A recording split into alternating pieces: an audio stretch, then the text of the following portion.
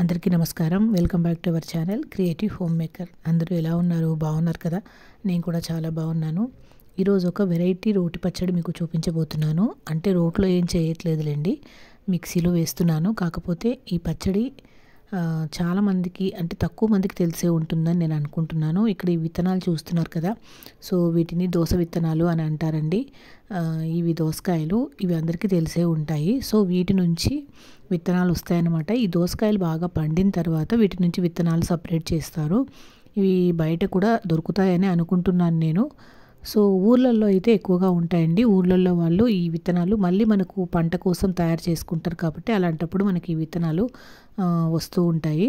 So నేను కూడా అలా ఊర్లో తెచ్చుకునేవేనండి ఇవి. వీటితో పచ్చడి చాలా బాగుంటుంది. ఎంతమందికి తెలుసు ఈ పచ్చడి రుచి ఎంతమంది చూసారన్నది ఖచ్చితంగా నాతో కామెంట్లో షేర్ చేయడం మాత్రం మర్చిపోకండి. సో ప్రాసెస్ అన్నది మీరు వీడియో చూస్తూ ఉంటే మీకు అర్థమవుతూ ఉంటుంది కాబట్టి దీని గురించి కొద్దిగా నేను మాట్లాడుతున్నాను. మరి ఈ విత్తనాలు ఎక్కడ దొరుకుతాయని మాత్రం అనకండి, ఖచ్చితంగా ఊర్లలో అయితే దొరికే ఛాన్స్ ఉంటుంది. మా రాయలసీమలో అయితే ఈ దోసకాయల్ని బుడంకాయలు అని పిలుస్తామండి. సో మరి మీ ఏరియాలో ఎలా పిలుస్తారో అన్నది కూడా నాతో కామెంట్లో షేర్ చేసుకోండి. కొన్ని ఏరియాల్లో పుల్ల దోసకాయలు, సో మనం కీరాలు ఉంటాయి కదండి, ఆ కీరాలు లాంటివి మా రాయలసీమలో ఇంకొక రకంగా దొరుకుతాయి. వాటిని చప్ప దోసకాయలని, వీటిని పుల్ల దోసకాయలని పిలుస్తూ ఉంటారనమాట.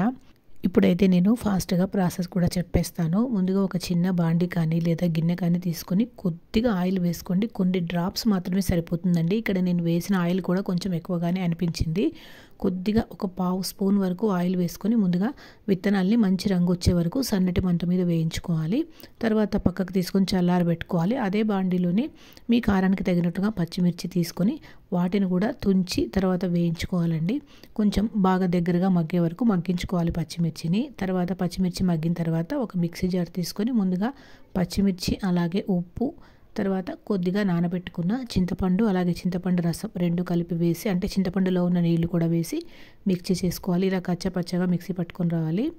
తర్వాత ఇప్పుడు మనం వేయించి పెట్టుకున్న దోస విత్తనాలు ఇవి బాగా చల్లారిపోయినాయండి. చల్లారిన తర్వాత వీటిని కూడా వేసి మళ్ళీ ఒకసారి మిక్సీ చేసుకోవాలి.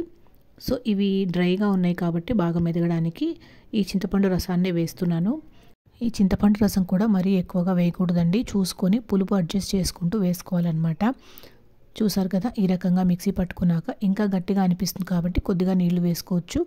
నార్మల్ వాటరే వేస్తున్నానండి, వేడి నీళ్ళు ఏం అవసరం లేదు.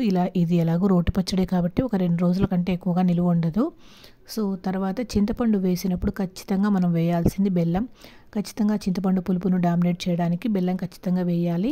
తీపి తినము అనుకున్న వాళ్ళు బెల్లం స్కిప్ చేయాలి అని లేదండి, ఖచ్చితంగా బెల్లం వేసుకోవాలి. ఈ పచ్చట్లో బెల్లం వేసుకుంటేనే టేస్ట్ చాలా బాగుంటుంది, అంటే పర్ఫెక్ట్ టేస్ట్ అన్నది మీకు తెలుస్తుందనమాట.